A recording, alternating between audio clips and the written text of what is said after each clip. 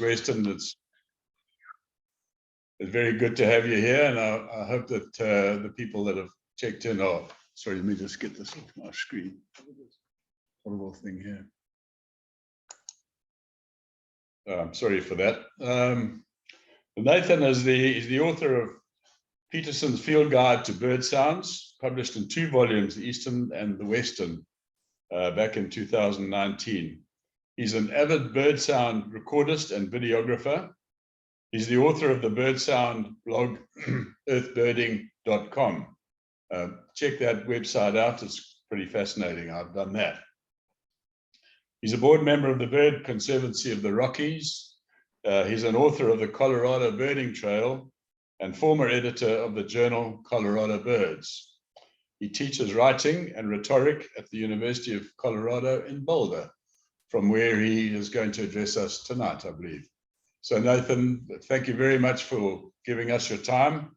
We look forward to the talk. I'm sure it's going to be fascinating and everyone will enjoy. Can we hand it over to you? Thank you very much.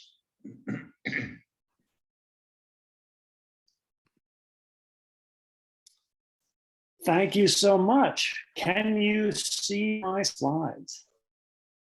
Give me a thumbs up. That's great. And I'm going to play a sound here, and I want to just kind of give me a thumbs up if it sounds good on your computer. It may sound good for some people and not for others. We'll see how it sounds here.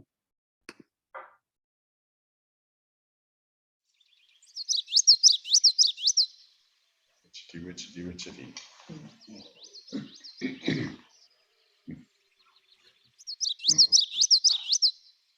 Are you hearing the witchetty? Volume sound good? Perfect. That's our sound test for the night. You probably know that the witchetty song is the song of that bird that you see on your screen, the common yellowthroat. And you're actually seeing the bird's song, that witchetty that you just heard. You're seeing that exact sound illustrated on this slide. Those squiggly lines up above my name, that is the bird's song. That's the witchetty of that individual yellowthroat that you just heard.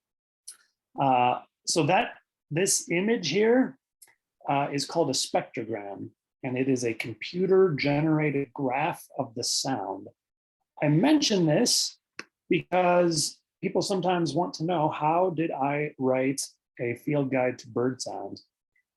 Because bird sounds are something that you can hear and not see. And the answer is spectrograms. I actually wrote a field guide that depends on pictures of the sound to describe what all the birds in North America sound like. Now, we're not going to talk tonight about how to read spectrograms or much about spectrograms at all. I just mention it in part because at certain times during the presentation tonight, you might see squiggles appear on the screen as a bird is singing. And if that happens, what you're seeing is a spectrogram. You're seeing a picture of that sound. And we can talk more about that later if you want, but that's not our main focus. Let me just say I'm very pleased to be here tonight and very happy to be invited down to Pensacola, even if it's only virtually. I wish I could be there in person. I really enjoy going around the whole country and seeing different birds. Maybe someday I will make it back to Florida. I've been to Florida precisely once, and it was 21 years ago. So I'm due to go back to Florida at some point and see some of those birds again. Let's see. Okay, somebody sent me a message in the chat that they were not seeing my desktop, but they managed to find it, so that's great. During the presentation tonight, if you have questions, feel free to type them into the chat. And I will try to keep one eye on that and answer those questions as they come up. And we can also do some question and answer at the end if you want. All right, here we go. So I like to say that all around us, all the time, the birds are always telling us who they are, and what they're doing. For example,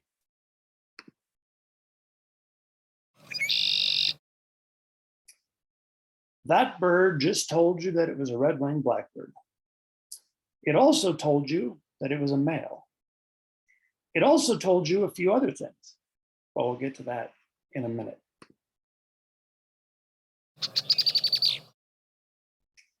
That bird also just told you that it was a red-winged blackbird. It told you that it was a female, and it also told you a few other things, which we'll get to in a minute.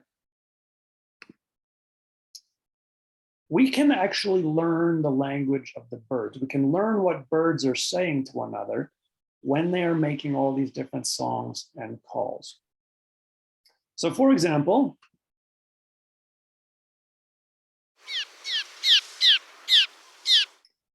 that is a cliff swallow. And as you may know, cliff swallows like to nest under bridges and under culverts. And if you walk up underneath the bridge where the cliff swallows are nesting, they will all fly out over your head and circle, and they will make this sound.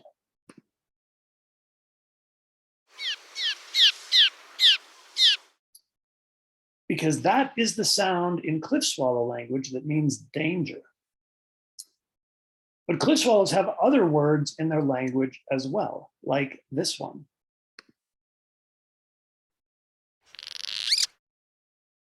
That is a sound that cliff swallows only make on cool, cloudy days. Because on cool, cloudy days, it becomes difficult to be a cliff swallow. Cliff swallows feed on swarms of flying insects. And when it's rainy and misty and cool, insects don't like to fly nearly as much. So on those cool, cloudy days, what happens is that the cliff swallows will all fan out from their colony in different directions, hoping that one of them will get lucky and find a swarm of flying insects that actually is flying despite the weather. If one of them lucks into a swarm of insects, they will make this sound.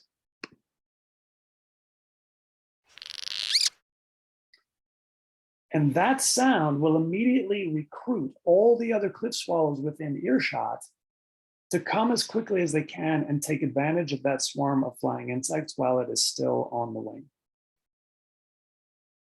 Now, it's possible that other species of swallows have food finding calls like this one that the cliff swallow has.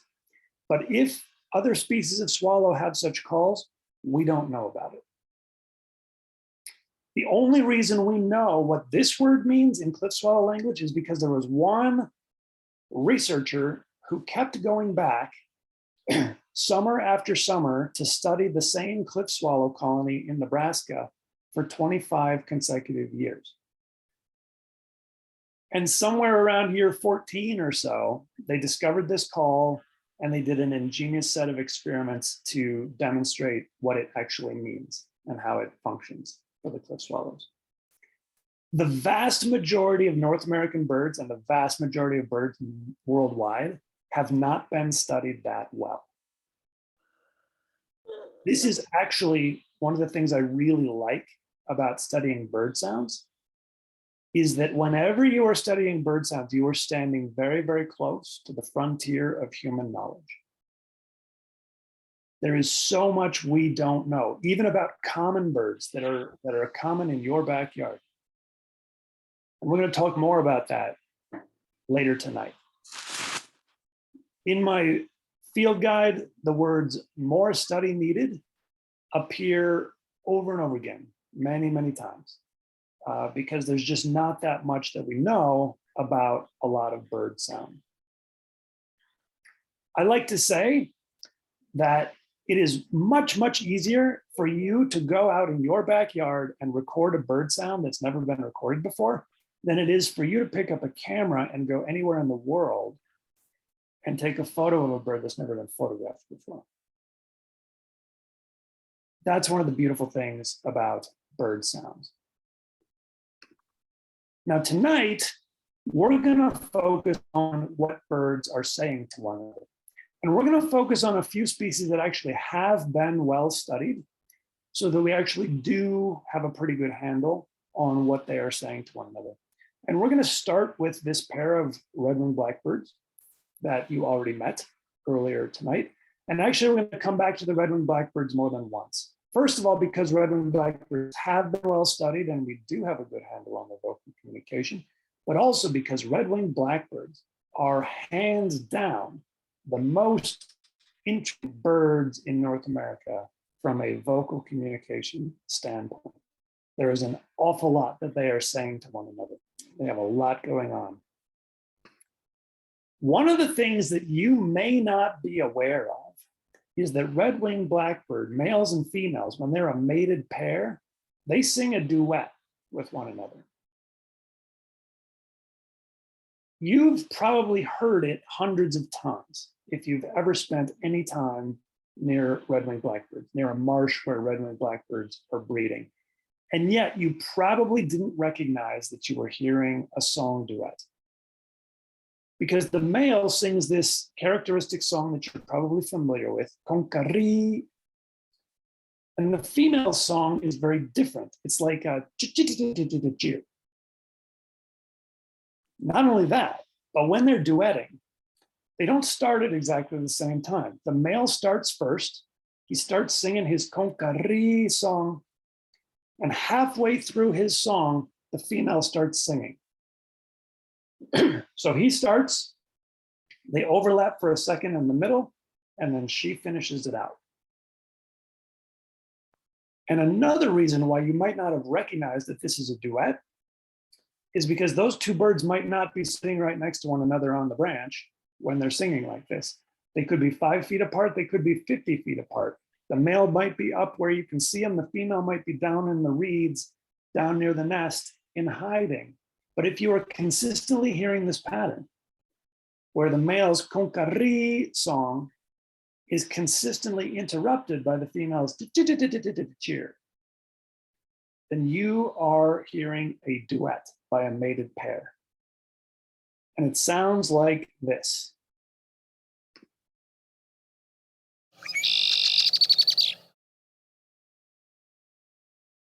Like I said, you've probably heard it 100 times and you didn't realize that that was a male and a female saying, I love you to one another.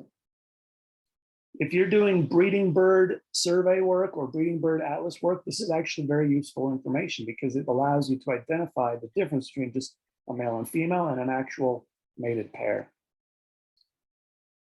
Related birds do almost the exact same thing. Meadowlarks do the exact same thing. The female has a rattle call. She starts it halfway through her mate's song. He starts it, she finishes it out. Those two birds could be 100 yards apart on the prairie, and yet they are telling you that they are a mated pair. Brown-headed cowbirds do exactly the same thing. The female has a rattle call. She starts it halfway through her mate's song, and that is a courtship activity. Now, when the male and female red-winged blackbird are duetting with one another, they're not just telling each other, I love you. They're also sending a message to all the other blackbirds in the marsh.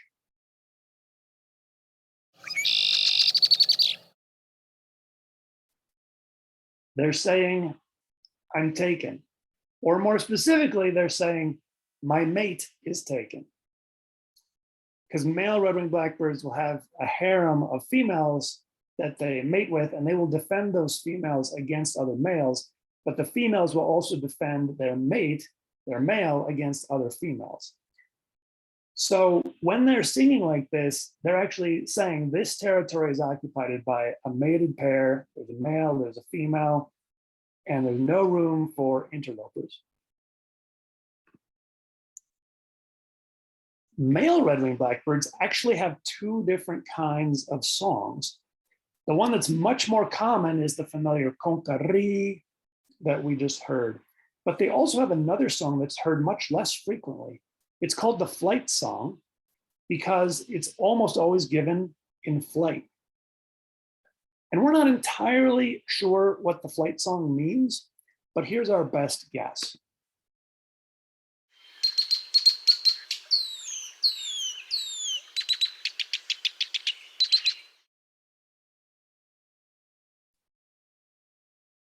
That may sound to you like just a collection of call notes, which is basically what it is. But each male strings call notes together in a unique fashion for his own individualized flight song. So every male's flight song is individually unique. And the males usually give this flight song when they're flying away from their territories, which indicates that maybe what they're doing is they're signaling to their mate that they are leaving and she has to hold down the fort in his absence. But it's not entirely clear that that's exactly what this means, because sometimes they'll leave their territory without making this sound. And sometimes they'll give the flight song when they're on their way back to their territory. So we still have a little bit of learning to do about what the flight song is actually for. Now, female red-winged blackbirds also have two different kinds of songs. We heard the one earlier, the cheer. That's the I love you / I'm taken song.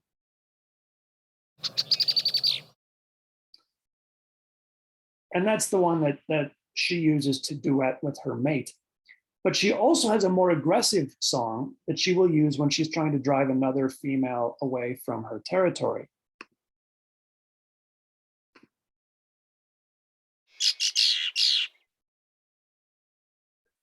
As you can hear, that song is much harsher, and it's used in much more aggressive situations.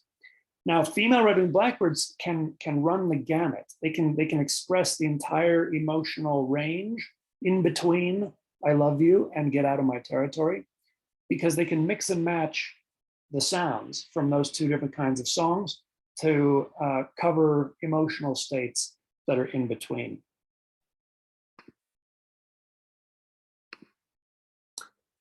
In bird language, sometimes one sound can have many meanings. And this is not surprising, because this is the way that human language works too. If you stop to think about it, in English, we have a bunch of words that mean different things, but they sound the same when you say them out loud. When that happens, we figure out which meaning is intended from context. And birds do the exact same thing. So for example, this little ruby-crowned kinglet, when it's spending the winter down in Florida, it mostly just gives a chit, chit, chit call. That's just about the only vocalization you're likely to hear from a wintering ruby-crowned kinglet. Up on the breeding grounds, they have a long and beautiful song. They have a couple of other different kinds of calls they make, but in the winter, this is mostly what you hear from ruby-crowned kinglets.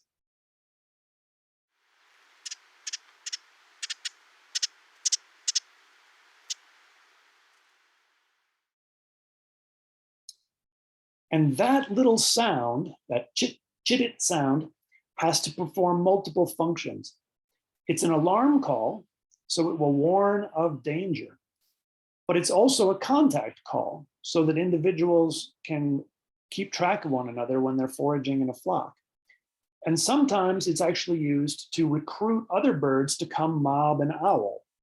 If the ruby-crowned kinglet finds a screech owl and wants to try to harass it or drive it away. So how do the other birds know whether this little chit-chit call means I'm here, or danger, or come help me drive away this owl? The answer is context. The other birds will pay attention to what the context is. They'll pay attention to whether they see danger, whether they're hearing other birds give alarm calls, whether they see an owl. They'll pay attention to how agitated this kinglet seems to be, whether he's foraging quietly or whether he's, really worked up and his little red crest is flared and he's orienting in one direction. They'll pay attention to all of those things in order to figure out which meaning the chit-it has at this time. Like I said, that's not too strange because that's the way that human language works. But if in bird language, sometimes one sound can have many meanings, it's also true that sometimes one meaning can have many sounds. And the example we're going to use for this is the bird species which, as far as we know, has the largest vocabulary of any bird species in the entire world. That little caveat, as far as we know, that's a big caveat, because as I said before, many, many bird species have never been studied in terms of their vocal communication. So it's entirely possible that there's some bird out there with a larger vocabulary than this one. But as far as we currently know, this is the bird species that has the largest vocabulary in the world. And it's a bird species that I believe is pretty common in Florida. But it's not a mockingbird. It is, however, a relative of the mockingbird. It's the brown thrasher. Just out of curiosity, do you have brown thrashers in your part of the country? Yeah, in your yard, maybe singing in your yard. You're probably familiar with their song. They sing about a 1 second long phrase, and then they pause for about a second, and then they sing a different phrase, and then they pause for about a second, and then they sing a different phrase, and then they pause, and so on and so forth. And it sounds like this.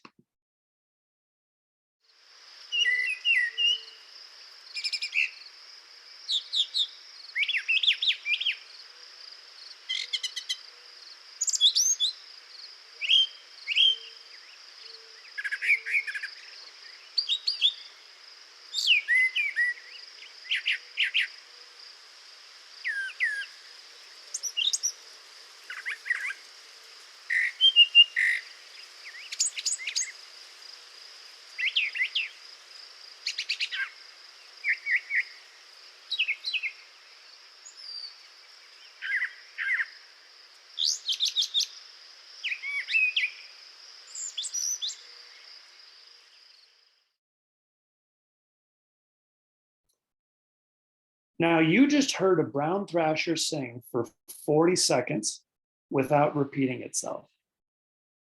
How long could that bird go without repeating itself? How long could it keep coming up with new song types to sing? That's what researchers wanted to know. And so back in the 80s, a bird sound researcher named Donald Kreutzma and one of his grad students, they went out onto the campus of the University of Massachusetts, and they recorded a single singing brown thrasher for 118 straight minutes. So just shy of 2 hours, one bird singing all morning long. And they took all that tape back to the laboratory, and they tried to estimate from that tape how many individual song phrases they thought that bird could sing. And when they were done with their estimates, the number they came up with was somewhere between 2,000 and 2,500 different song phrases. Now, just to put that in perspective, that is 10 times as many song phrases as a mockingbird knows. Your vocabulary as an adult speaker of English is probably on the order of 25,000 words. So here's a bird whose vocabulary is around 10% the size of yours, and its brain is the size of your fingernail. That's astonishing. But it's possible that when they're remembering all of these different song phrases, brown thrashers might be saving some brain space. Because as far as we can tell, every single word in brown thrasher language means the exact same thing. Every single one of those song phrases means, I'm a brown thrasher and I'm looking for someone to share my territory with. Which immediately raises the question, why do you need 2,500 ways to say that? And the answer is, we have no idea. Science does not know the answer to this question. The standard scientific answer to this question would be sexual selection, also known as female choice.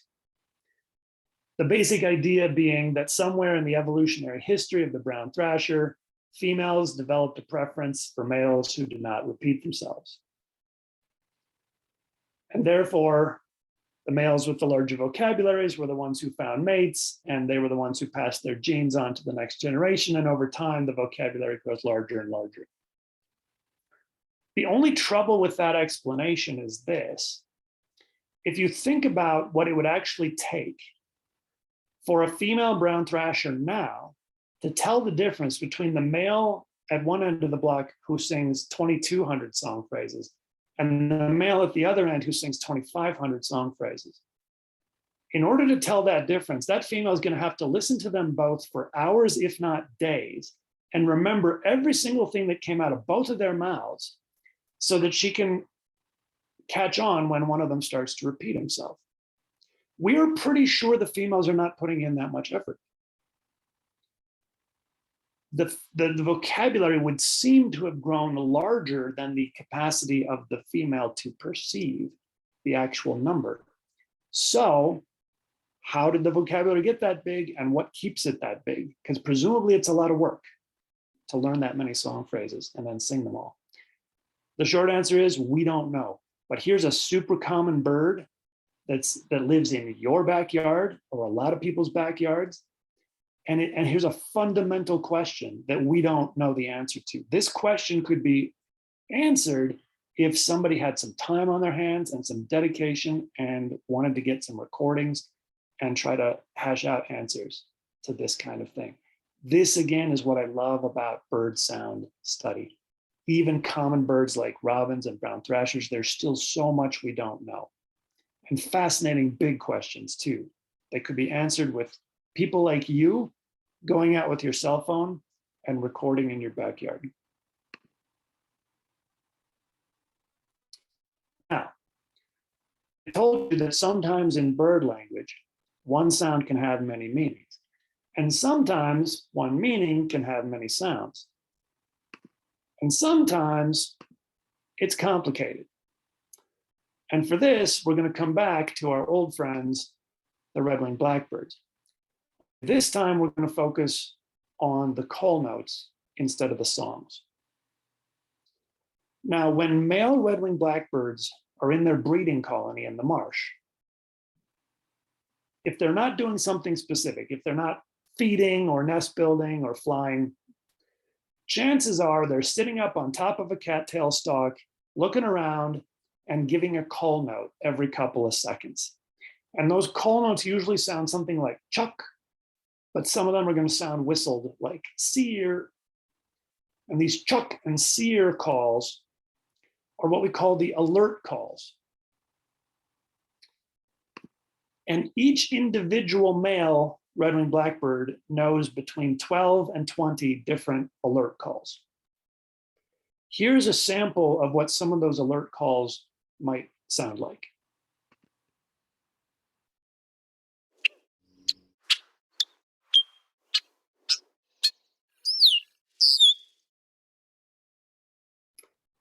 That's 10 different alert calls from a male red-winged blackbird.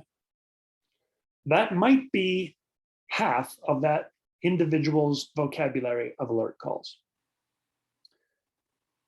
What happens if you go into the marsh, you'll find that even though they know 12 to 20 different calls, they pick one and they give it over and over again. And not only does this male give that one call over and over again, but all the other males in the same marsh at the same time will be giving that exact same call over and over again. They'll all be echoing one another. And you'll hear the same chuck or seer call from all over the marsh from all the different males. All the males in that marsh share the same vocabulary of 12 to 20 different alert calls. But if you drive 30 or 50 miles down the road to a different marsh, you will find that the males in that marsh have a whole different vocabulary of alert calls. So they vary geographically, but in one marsh, the males tend to agree on what the alert calls are. And then they'll pick one and they'll all give it over and over again. Researchers noticed that when danger appears, the calls change. And that suggested a reason why red-winged blackbirds might have 12 to 20 different alert calls. Maybe some of those calls mean different things. Maybe some of those calls are communicating the kind of predator. or maybe they're communicating the direction that the danger is coming from, or maybe they're communicating the distance to the danger or the level of danger, the level of threat. The researchers wanted to get to the bottom of this, so they got themselves a stuffed Cooper's hawk and they put it on a stick. And then they got themselves a bed sheet and a really long string so that they could go into the marsh and stick that stuffed Cooper's hawk right in front of a red-winged blackbird's favorite perch and put the bed sheet over the hawk and then retreat a distance away so that the red-winged blackbird would calm down and come back and sit on his perch. And then they would record the calls that he was giving.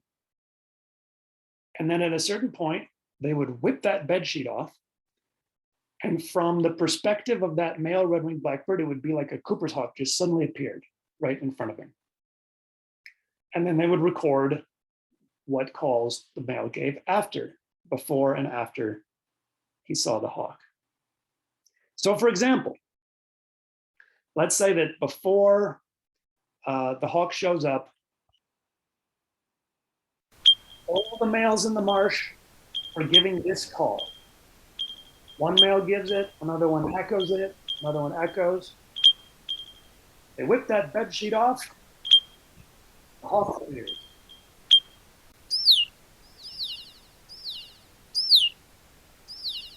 And the call changes.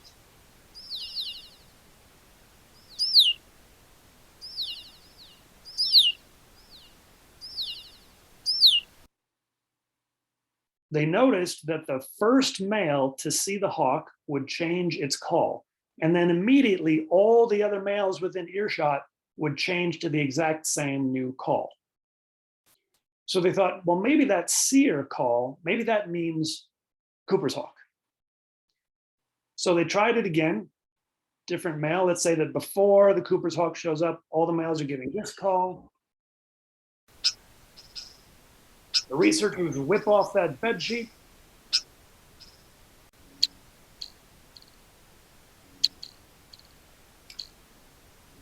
And all the males switch to that chut call. Try it again. Before the hawk shows up, all the males are giving this call. The hawk appears.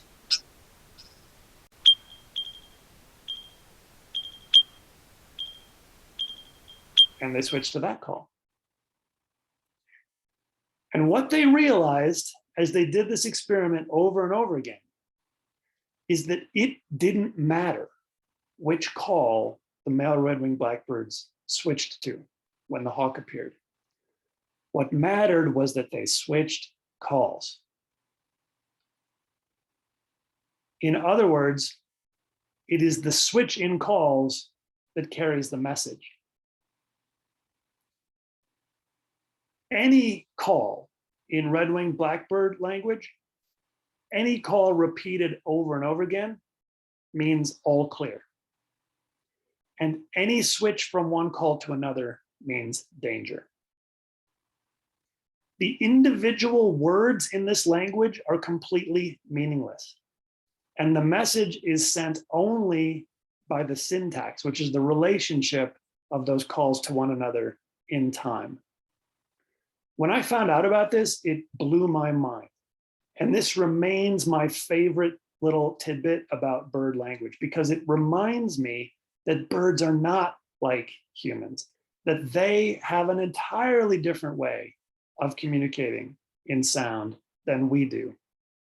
And I've been talking about bird language all night, but the truth is, there isn't one bird language. There are 10,000 bird languages. Every species of bird has found its own solution to the problem of how to communicate vocally.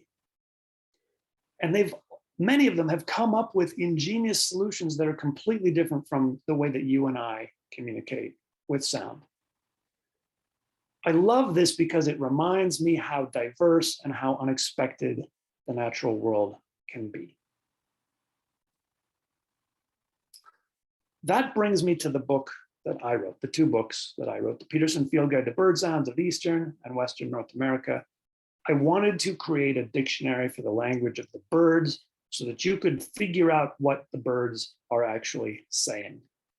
Now, as I said earlier, the words "more study needed" appear in probably the majority of the sound accounts in this book.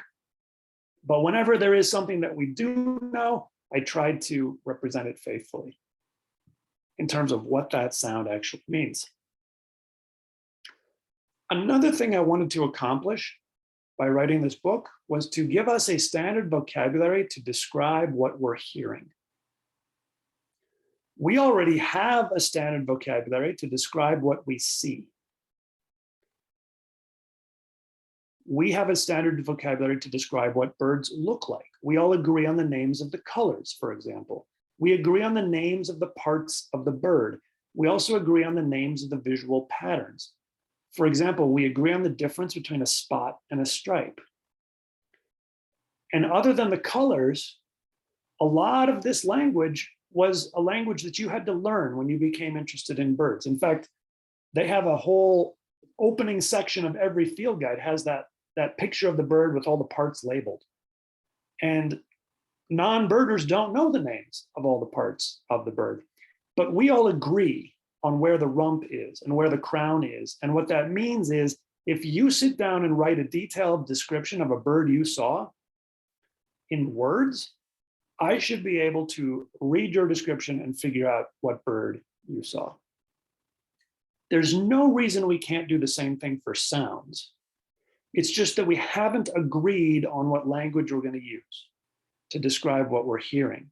So I tried to do that in this book. I tried to take the words that people already use to describe songs and define them precisely and use them consistently and teach a way that other people can describe sounds as well. This book also allows you to compare similar sounding species. So underneath every spectrogram in the book, if you go down to the right, there's a little page number. And it leads you to an index where you can find other birds that sound similar. So for example, if you're hearing something that sounds kind of like a red-winged blackbird, but it's not quite right, you can go to red-winged blackbird in the book and then look at the index, and then it'll take you to the page where it lists all the other birds that sound like konkari. And there you will find things like seaside sparrow, for example, that can remind some people of red-winged blackbird. And this allows you to look up a sound that you don't know. The inside back cover of the book has these 2 pages, and it asks you the question, what did you hear? And over here on the left, this column is all of the single notes. If you just heard a single note call, you look at these descriptions, you try to match what you heard to those descriptions, and it'll give you a set of page numbers where we've collected the lists of birds that sound similar. If you're hearing the same note repeated over and over again in a series or a trill, then this second column describes that. And then all the more complex songs are over on the right.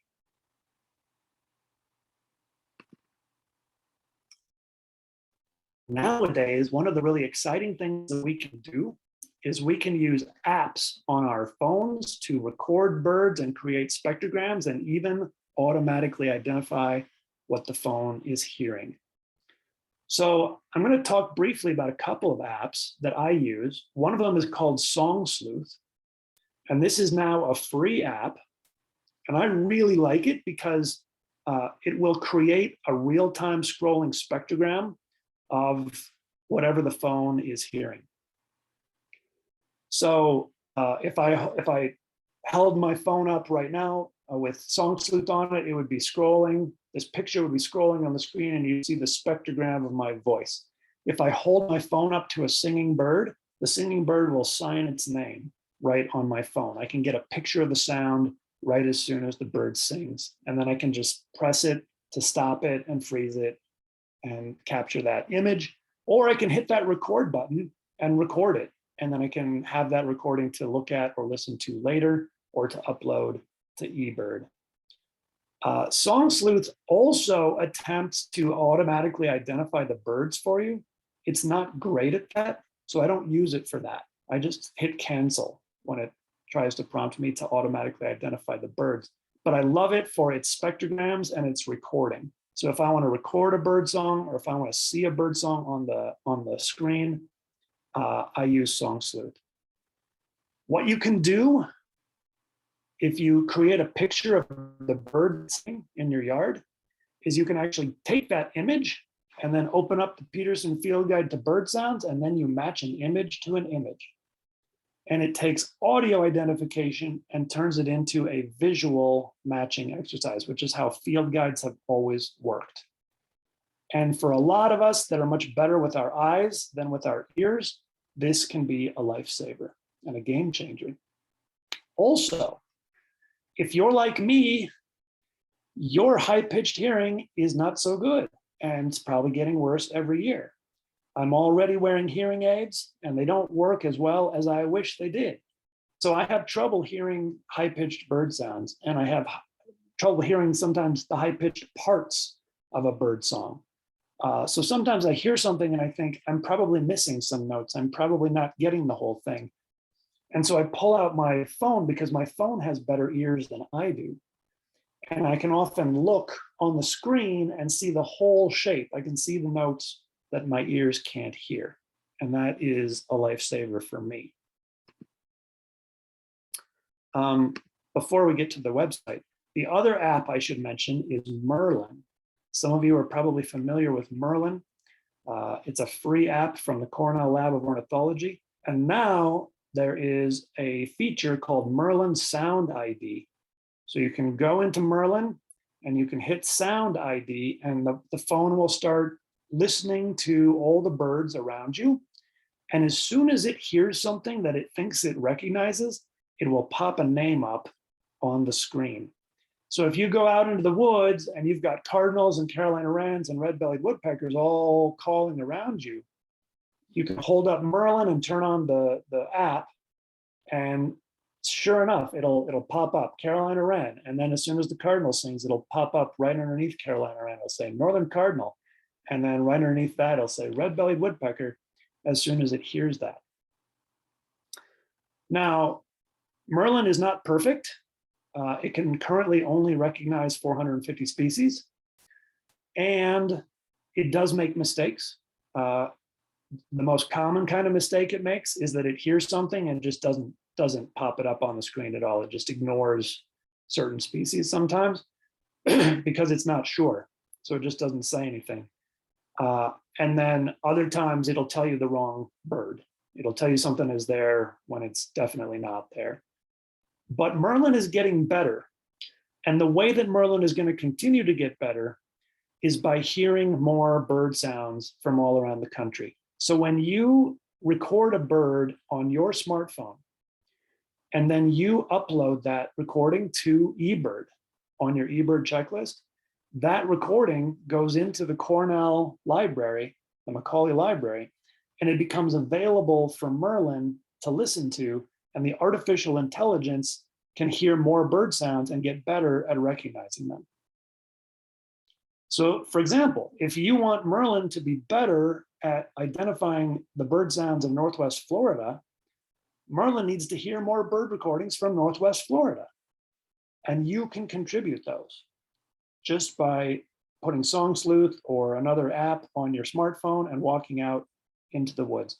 When I go bird sound recording, I carry with me a big microphone with a 22-inch plastic dish, but you don't have to have one of those. All of you already own a microphone. It's in your smartphone, in your pocket right now. So this is really exciting because, you know, Merlin already has a whole bunch of recordings of a lot of species, but some of those species is not very good at identifying. Northern mockingbird, red-winged blackbird. These are birds that have so many different sounds that they make that it's going to take many, many thousands of recordings for Merlin to be able to really master those species.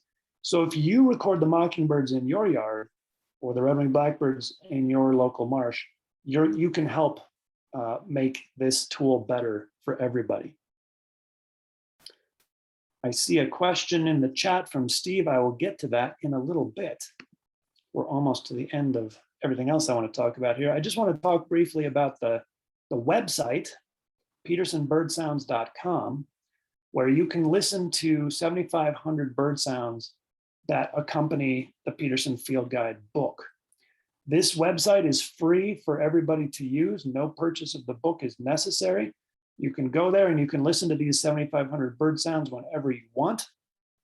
The trick is you cannot download them. You have to listen to them when you have an internet or data connection when you're online. This is what the website looks like. If you go there and you click on species name and you type in northern mockingbird, you will see all these different sounds of northern mockingbird, and every one of those is a different recording, and it tells you what kind of sound or sounds you're hearing from that mockingbird in that recording.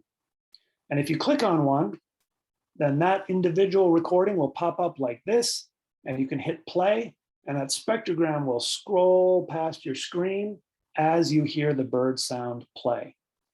And if you want to learn spectrograms, learn to read them, this is one of the best ways to do it, is just to go and listen to a lot of bird sounds and watch the shapes go by on the screen and start to figure out how those shapes correspond to the sounds. So once again, that's petersonbirdsounds.com. That's a place you can go to find, if I do say so myself, the most comprehensive and best curated collection of sounds ever compiled for North American birds. Totally free. If you're interested in purchasing the Peterson Field Guide to Bird Sounds, it's available online wherever books are sold, and it might be in certain stores as well. You can order it from your brick and mortar, Barnes and Noble, or whatever you want to do. That brings me to the end of my prepared remarks for tonight. So thank you very much for having me. And I will now answer some questions. And I see right now one question from Steve in the chat that I will turn to first. And if anybody else has questions, you can feel free to type them in the chat as well. So Steve asks, can one species understand the language of another species, apart from danger that they do all seem to understand? The basic answer is, we don't know whether they understand each other, but we think probably not most of the time, because they're not really paying attention to one another. If they're just singing songs and telling each other, I love you, it doesn't benefit a chickadee to know when the crows are telling each other, I love you, and vice versa. It does benefit the chickadee to know when the ruby-crowned kinglet spots a hawk. So there's a lot of research that shows that birds recognize one another's alarm calls and danger signals. But whether they pay attention to any other sounds is doubtful, because they probably don't care what the other birds are doing. They're trying to live their own lives and go about their own days, but they do pay attention to those danger signals. Lucy and Bob ask, the two heavily studied species I mentioned, cliff swallow and red-winged blackbird, are both colonial nesters. Have species that are not colonial nesters been as heavily studied? If so, which ones? The answer is yes. There are really not that many birds that have been really well studied in terms of their sounds, but some have. Black-capped and Carolina chickadees have both been pretty well studied in terms of their sounds. Let's see, what else? Red-winged blackbirds are well known. Starlings have been fairly well studied. And I think there's been some work on barn swallows. There's been at least a little work on a lot of birds. But I'm trying to think of the birds that there's been a lot of work on. Some of these birds, like white-crowned sparrows, there's been a lot of studying. And a fair amount of it deals with sound, but not all of it. There's still a lot for us to learn about white-crowned sparrows. There's still a lot for us to learn about every species I mentioned, even the so-called well-studied ones. And you would be surprised how little we know about many bird species, even widespread and common ones. even really simple questions like how many songs does one individual bird sing? Last I checked, nobody knew the answer to that for dickcissel. And I think that's the case for a number of other species as well, including some of the warblers. Warblers, that's a good one. There are yellow warbler and chestnut-sided warbler are some of the birds that have been really well studied. But a lot of the other warblers have not been studied really at all in terms of their vocal communication. Aha, Joelle asks a fascinating question. I noticed that the example recording was from the 50s. Has anyone studied whether bird sounds are evolving over time? Yes, and there was a really fascinating study about this that came out just last fall that you may have seen. It's about white-throated sparrows. Because we now have evidence that the standard, quote unquote, standard white-throated sparrow song, which you may be familiar with, this old Sam Peabody, Peabody, Peabody, or oh sweet Canada, Canada, Canada, that song is being replaced from west to east across the entire species range. In just the past 15 years, that song type has gotten rarer and rarer, and a different song type has started to sweep across the species from the west, in which it's very similar, but instead of triplets, Canada, Canada, Canada, it's just two notes repeated over again. So it's like canna, canna, canna, canna at the end. So it's a different rhythm at the end of the song. And I just recorded this this weekend. I was in Kentucky this weekend speaking to the Kentucky Ornithological Society, and white-throated sparrows were still there. Some of them were singing, and they were singing this new variant that has been brushing across the species from the west. So that's a great example of one that's happening right before our eyes in real time. There's also some other evidence that bird sounds change over time, usually more slowly, but we're only now getting to the point where we have enough older recordings that are from long enough ago that we can actually start to see differences. So the differences are mostly going to be noticeable at time spans that are greater than a human life. But over centuries or something like that, bird sounds are going to change pretty significantly. But we do have evidence that some of them are changing faster than that, which are really, really interesting. All right, let's see. What about dialects within a species? My Florida cardinals don't sound like the ones I grew up with in New York. And Janet adds, there are also dialects here in Pensacola and lower Alabama that are very different for cardinals. So any bird that learns its song, which is most of there are three different groups of birds that we know of that can learn their songs. One of them is the Oscines, which are also known as the songbirds. That's all the passerines in North America except for the flycatchers. So everything after the flycatchers in the field guide, those birds can learn their songs. And the other two kinds of birds that can learn their songs are parrots, which should surprise no one, and hummingbirds, which surprises everyone. Hummingbirds can learn their songs. In any bird that learns their songs, what usually happens is that the young birds don't learn their song from their parents. Instead, they learn their song from the neighboring birds on their first spring territory, their neighbors. And so what happens is, if you go to a particular spot, all the birds will sing very similarly to one another because they learned from one another. But some of those birds will learn slightly different versions than their tutors were singing. They might leave out a note, they might put in an extra note, they might mix up two parts of the song and swap the order. And then that bird sings that way for the rest of its life. And the next generation comes in and learns the new variant.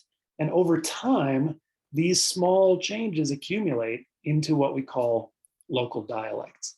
So you're exactly right. The cardinals here sound different from the one in New York.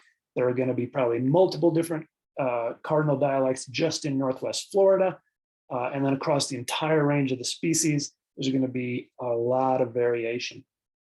And the same is true of song sparrows and indigo buntings and so many other birds that learn their songs. The only birds that don't have dialects are the ones that don't learn their songs, like Eastern phoebe, for example. Eastern phoebes, their songs are genetically programmed. So if you raise baby Eastern phoebes in the lab, and this goes for any flycatcher, if you raise them in a laboratory, it doesn't matter whether they ever hear an Eastern phoebe song in their lives. It doesn't matter if you play them some other species song their entire childhood, they're still going to grow up to sing exactly like their parents did. And so you listen to an Eastern phoebe in Florida and you go to New York, it's going to sound exactly the same. You go to Arkansas, it's going to sound exactly the same. You go to Minnesota, it's going to sound exactly the same, because those songs are genetic and not learned. But any bird that learns its song is going to have local dialects. All right. Do we have any other questions?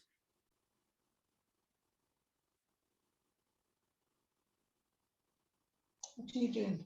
Just opening up. Wow. Thank you so much, Nathan. That was really an outstanding presentation. Answered some of my questions as we went along, and we're incredibly grateful for your time with us. Thanks for visiting, and here's a personal invitation. I have 2 empty bedrooms. Come on down and see us. I would love to. Thank you so much. And I make a mean omelet. Ooh. Okay. Fascinating. Thank you. Yeah, everybody. fascinating. Thank you very much, Nathan. Thank you. Fascinating Fabulous. talk, and hope you'll come and see us again soon. Thank you so much to everyone. Thank you.